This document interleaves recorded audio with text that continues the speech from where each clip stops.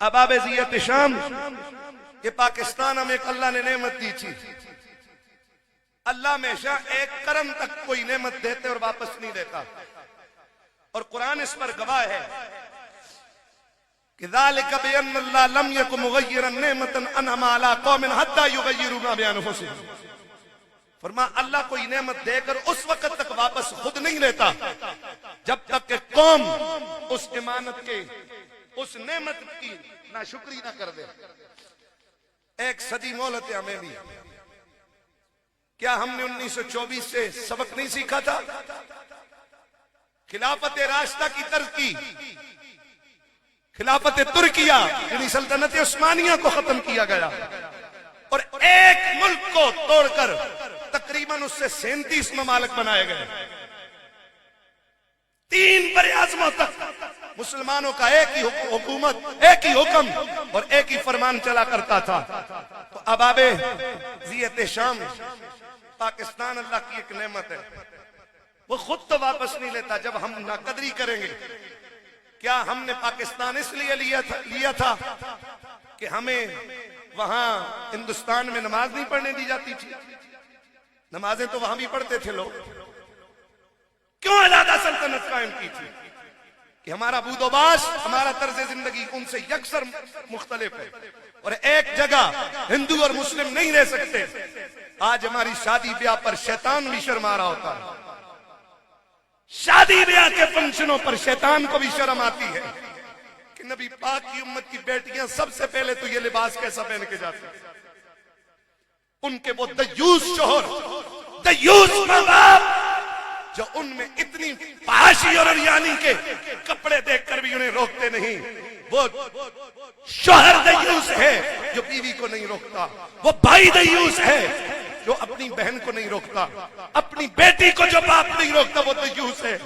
हम कितनी आसानी से ये फहाशी और अरियानी कबूल कर गए। हाय, कभी कभी तो कहा जाता था गाने की आवाज कानों में पड़े तो हराम है, शीशा पिघला पर कयामत वाले दिन डाला जाएगा।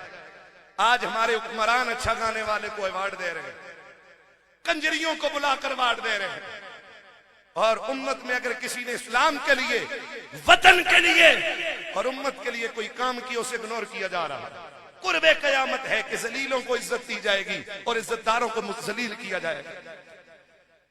यह है हमारा मुल्क। अबाबे ज़ियत शाम, अल्लाह ने गजब के 3 कोड़े हम पर मार दिए। जवानों याद रखो, अल्लाह के कार और गजब के 3 कोड़े हमें पड़ चुके हैं। 71 की जंग में मुल्क 2 टुकड़े हुआ। एक कोड़ा यह कि बाज आ जाओ, आधा गया है, अभी भी नेमत बाकी है। फिर हम बाज ना आए, अदालतों में इंसाफ बिक रहा है पैसों में, किसी की कोई सुनवाई नहीं है। मरने के बाद बरी किए जाते हैं और जिंदों को फांसी चढ़ा दिया जाता है बेगुनाह। हमने सबक न सीखा। दूसरा कोड़ा अल्लाह ने अपने गजब का मारा। 70,000 जाने दहशतगर्दी में हमारी पाकिस्तानियों की कुर्बानी दी उन्होंने। अब भी अगर संभलोगे नहीं, 47 को मार्ज़ वजूद में आया था, 2024 हो चुकी, 23 साल बाकी है मोहलत की। नेमत की कदर न की, रब तो दे के नहीं लेता, लेकिन जो कौमें नेमत की कदर नहीं करती है, खुदा की कसम खुदा वो नेमत वापस ले लेता।